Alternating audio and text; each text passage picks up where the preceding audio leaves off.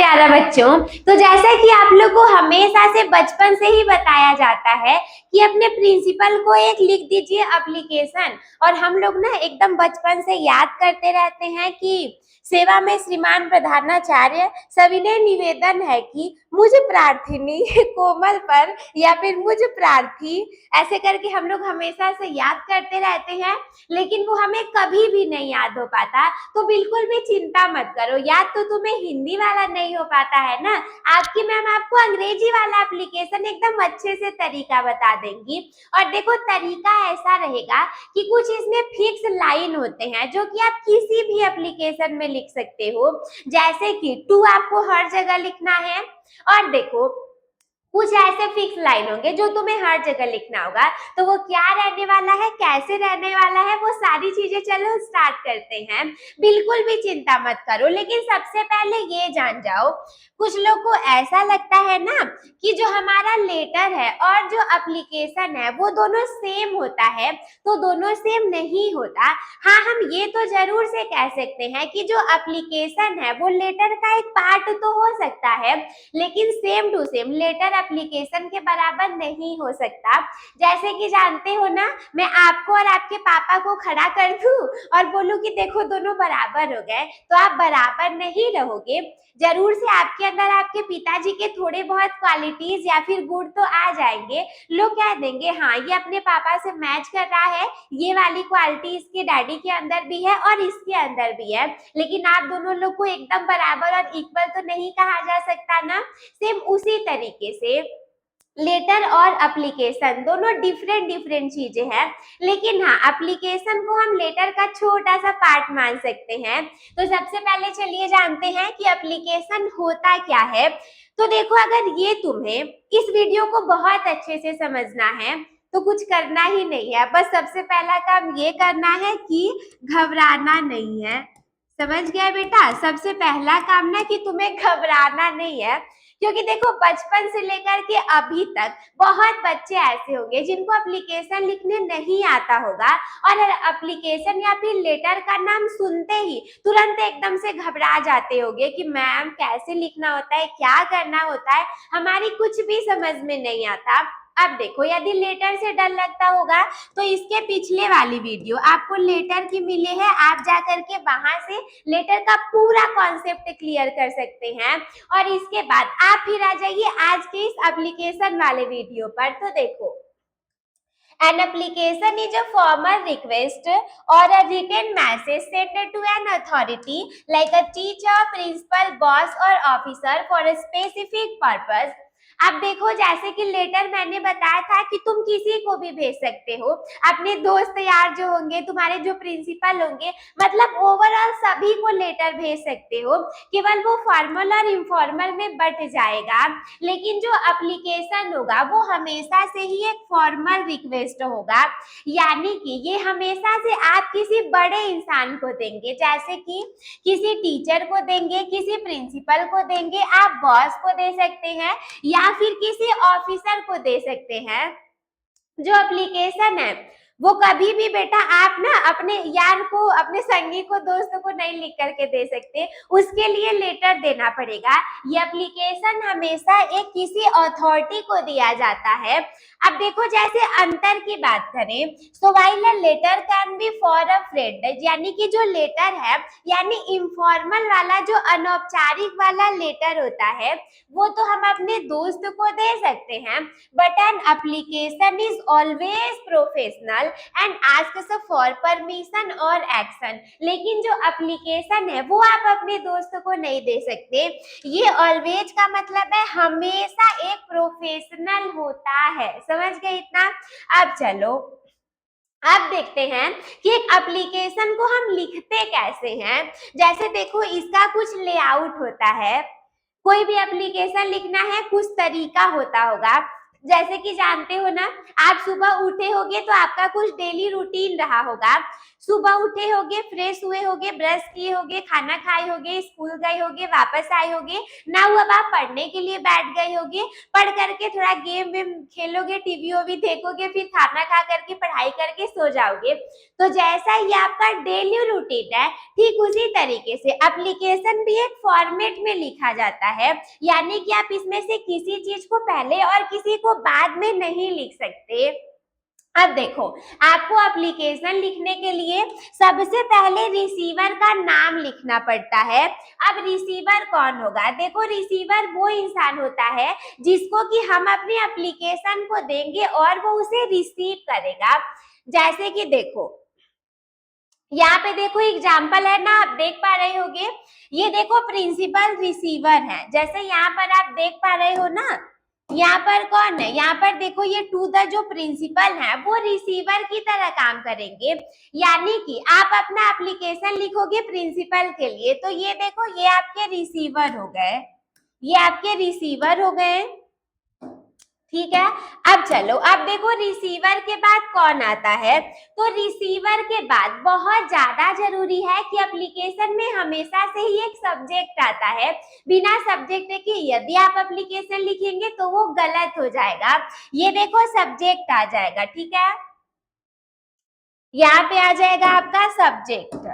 Subject कैसा होना चाहिए? A short line telling what the application is about, यानी कि सब्जेक्ट एक छोटा सा लाइन होता है जिसमें आपको ये बताना होगा कि एप्लीकेशन आप किस चीज के बारे में लिखेंगे।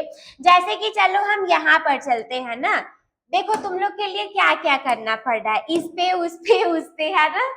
चलो, अब जैसे देखो, ये हो गया हमारा सब्जेक्ट। रिसीवर तक हम लोग पहुंच गए थे, रिसीवर तक बेटा हम लोग पहुंच गए थे। ये देखो, सबसे पहले ऊपर आपको रिसीवर को लिखना पड़ता है और इसके बाद आपको इस स्पेसिफिक सब्जेक्ट को डालना पड़ता है।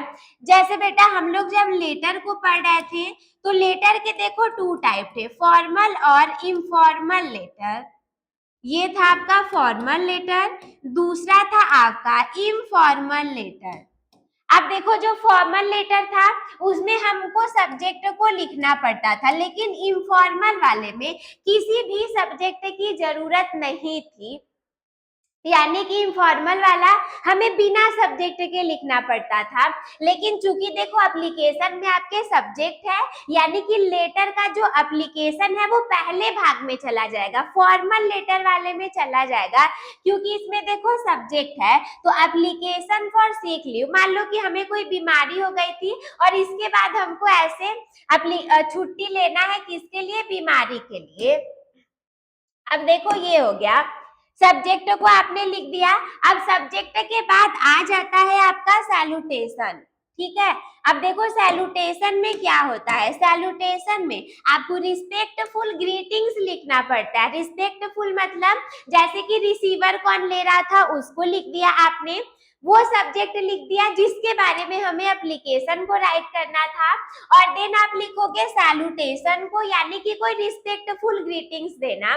जैसे कि रिस्पेक्टेड सर और मैम, जानते हो ना, किसी को काम रहता है तो कितनी मतलब की बोली बोली जाती है, और मतलब की भाषा से जो प्यारी और मीठी भाषा है वो कुछ भी इस दुनिया में नहीं है। किसी को तुमसे मतलब होगा तो इतना प्यार से, इतना मतलबी तरीके से बोलेगा कि समझ जाओ कि उससे बेहतर और कोई इंसान नहीं है। तो यहाँ पे तुम्हें मतलबी भाषा दिखाने के लिए सैल्यूटेशन का यूज करना पड़ता है, रिस्पेक्टेड करके लिखना पड़ता है। अब मान लो भले ही वो इंसान एकदम खराब हो, एकदम वो कोई काम ना कर रहा हो, तुम्हारे स्कूल का प्रिंसिपल एकदम खराब हो, कुछ नहीं कर रहा हो, लेकिन तुम एप्लीकेशन में उसको एकदम बुरा भला कह दिए तो वो और कुछ काम नहीं करेगा। उसके लिए तुमको एकदम इज्जत से, सम्मान से लिखना पड़ेगा कि रिस्पेक्टेड सर, कुछ इस तरीके से लिखना पड़ता है। और जब ये लिख दोगे तो इसके बाद एप्लीकेशन में आ जाता है हमारा बॉडी वाला पार्ट। अब बॉडी ये शरीर वाला बॉडी नहीं है।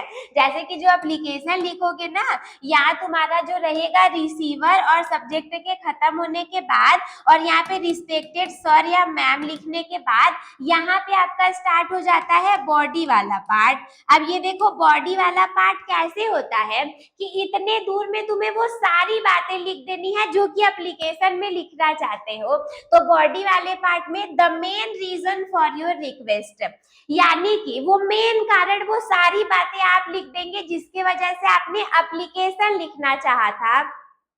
लेकिन ध्यान रखना, चूंकि ये आपका एप्लीकेशन है, ये आपके फॉर्मल लेटर वाले टाइप में जाता है, तो आप इसमें कोई भी बकवास नहीं लिख सकते क्योंकि वो इनफॉर्मल वाले लेटर में चला जाएगा। तो बकवास नहीं लिख सकते, टू द पॉइंट वाली मेन मेन चीजें लिखी जाती हैं। और जब बॉडी वाला पार्ट आपका खत्म हो जाता है तो इसके बाद आपको क्लोजिंग के रूप में लास्ट में एंड करना पड़ता है, कुछ इस तरीके से थैंक यू वाला डिटेल लिख करके, जैसे कि योर ओबीडियंटली, इसका मतलब है आपका आज्ञाकारी। देखो ये जो ओबीडियंटली है ना, इसका मतलब है आज्ञाकारी। इस ओबीडियंटली का मतलब हो जाता है आज्ञाकारी, ठीक है। तो ये हो गया आपका। अब चलो इसके बाद हम चलते हैं, जैसे कि ये तो मान लो हो गया, मैं आपको लिख करके भी बता दूंगी कि कैसे किस तरीके का होता है। पहले चलो यही देख लेते हैं। मान लो कि आप समझ गए सारी चीजें, पूरा एकदम फॉर्मेट लेआउट समझ गए कि एप्लीकेशन को हमें इस तरीके से लिखना है। तो देखो सबसे पहले आप ऐसे लिखोगे टू द प्रिंसिपल, फिर यहाँ पे आपको अपने स्कूल का नेम लिख देना है, सिटी जो भी रहेगा वो लिख देना है। अब देखो सेम सेम नहीं हो सकता, सबके स्कूल अलग है, सिटी अलग है, तो यहाँ पे आप अपने स्कूल का या फिर सिटी का नाम लिख देंगे। और लिखने के बाद यहाँ पे आपको एक लाइन को छोड़ देना है, ठीक है। एक लाइन जब आप छोड़ देंगे तो छोड़ने के बाद यहाँ पर आपको सब्जेक्ट को लिखना पड़ता है। जैसे मान लो इसका सब्जेक्ट क्या है, एप्लीकेशन फॉर सीक लीव, यानी कि मैं बहुत बीमार हूँ और इसी बीमारी की वजह से हमको छुट्टी चाहिए। अब वो 2 दिन 3 दिन जितने दिन का भी तुम लेना चाहो तो सब्जेक्ट लिख दोगे। सब्जेक्ट के बाद फिर से एक लाइन की गैपिंग देनी पड़ जाती है और फिर अच्छा सा सैल्यूटेशन लिख दोगे, जैसे कि रिस्पेक्टेड सर या फिर मैम, लिखना तो पड़ेगा ही तुम्हें क्योंकि छुट्टी लेना है। तो इस तरीके से I want to say that, यानी कि मैं आपसे ये कहना चाहता हूँ कि I am suffering from fever since last night, यानी कि मुझे पिछले रात से ही बहुत ज्यादा बुखार है। Therefore I can not attend school today, यानी कि आज बुखार की वजह से आज मैं स्कूल नहीं आ सकता। So please grant me leave for 1 day. बेचारा कितना अच्छा है ना, केवल एक ही दिन की छुट्टी मांग रहा है। या तो हम लोग को बहाना मिले, जैसे ही मैम बहाना मिले हम लोग 3-4 दिन का छुट्टी मार ले, ठीक है। तो देखो कितना अच्छा है, एक दिन की छुट्टी मांग रहा है। इसके बाद एक लाइन छोड़ दो, चाहो तो वैसे छोड़ देना, अच्छा लगेगा। इसके बाद लिखो I shall be very thankful to you. अब एक काम करो, यहाँ से शैल को हटा दो, यहाँ पर लिख दो विल बेटा, यहाँ पर लिख दो I will be very thankful to you, क्योंकि ये जो शैल है ना, इसका यूज धीरे धीरे मॉडर्न इंग्लिश में से हटता जा रहा है और सभी जगह पर ये विल का यूज आ जा रहा है, यानी कि मैं आपका बहुत आभारी रहूंगा। आभारी के बाद एक लाइन छोड़ करके लिखो योर ओबीडियंटली, यानी कि आपका आज्ञाकारी। अब आज्ञाकारी में आप क्या लिखेंगे, योर नेम, तो योर नेम की जगह आपको अपना नाम नहीं लिखना होता, यहाँ पे आप लिख सकते हैं XYZ या फिर ABC, इन दोनों में से कोई एक लिख सकते हैं। इसके बाद क्लास में जो भी आपका क्लास होगा वो लिख देंगे और डेट में जो भी डेट रहेगा हम वो लिख देंगे। लेकिन ध्यान देना, जैसे यहाँ पर 19 मार्च 2026 लिखा है तो ऐसा आपको नहीं लिखना, आपको ऐसे लिखना है।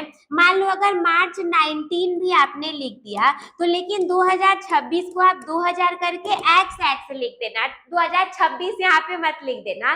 तो समझ गए कि एप्लीकेशन को ऐसे ही लिखा जाता है। अब इसके बाद अब देखो सब कुछ तो ठीक है, वैसे तो ये कहीं पूछा नहीं जाएगा, लेकिन मान लो अगर कहीं पूछा गया तो फिर हम ज्ञान से क्यों पीछे हटे, जानना तो जरूरी है इसके बारे में। अगर मान लो किसी ने पूछ दिया कि टाइप ऑफ एप्लीकेशन क्या है, यानी कि एप्लीकेशन के प्रकार कितने होते हैं, तो देखो इसका कोई भी स्पेशल टाइप नहीं है, लेकिन हम चाहें तो सिचुएशन के ऊपर यानी कि सिचुएशन के आधार पर एप्लीकेशन को हम ढेर सारे भागों में बांट सकते हैं। जैसे कि आप चाहो तो लीव एप्लीकेशन कह सकते हो। अब लीव मतलब क्या होता है, छुट्टी ले लेना। छुट्टी किस किस चीज के लिए लिया जा सकता है, मान लो किसी की शादी में जाने के लिए छुट्टी ले लिए, इलनेस किसी बीमारी के लिए छुट्टी ले लिए, या फिर कोई अचानक से अर्जेंट वर्क आ गया, कोई अचानक से काम हमारे घर पे आ गया, हम उसके लिए छुट्टी ले लिए, तो इसके लिए आप चाहो तो जॉब के लिए एप्लीकेशन लिख सकते हो, to apply for a new job और पोजीशन, या फिर किसी नए जॉब को लेने के लिए एप्लीकेशन लिखा जा सकता है। तीसरा हम चाहे तो फी कंसेशन के लिए एप्लीकेशन लिख सकते हैं, तो रिक्वेस्ट डिस्काउंट और वेवर इन फीस, यानी कि जो फीस कभी ज्यादा हो जाती है और हम देने में अनेबल हो जाते हैं, तो ऐसी कंडीशन में हम अपने फी को कम करने के लिए रिक्वेस्ट के रूप में लिख सकते हैं। इसके बाद आप चाहो तो रिक्वेस्ट के रूप में कोई एप्लीकेशन लिख सकते हो, जैसे कि मान लो कोई चीज आपको चेंज करवाना हुआ, किताबों के लिए लिखना हुआ, so to ask for something like a new ID card or a transfer certificate TC।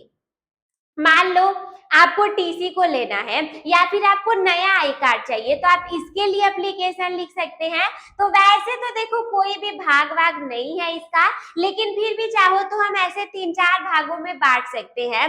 मान लो leave application, job application, fee concession और रिक्वेस्ट एप्लीकेशन। और ये किसके आधार पर है, डिपेंडिंग ऑन द सिचुएशन, यानी कि सिचुएशन के आधार पर। तो आई होप मेरे प्यारे बच्चों कि आप लोग को एप्लीकेशन लिखना एकदम अच्छे से क्लियरली समझ में आ गया होगा, बिल्कुल भी कोई डाउट आपके मन में नहीं बचा होगा। तो आपकी इंग्लिश फैकल्टी मिलते हैं आपसे किसी अगले वीडियो में, तब तक के लिए धन्यवाद। मस्त रहिए, स्वस्थ रहिए, व्यस्त रहिए, आप सभी हंसते खेलते और मुस्कुराते रहिए।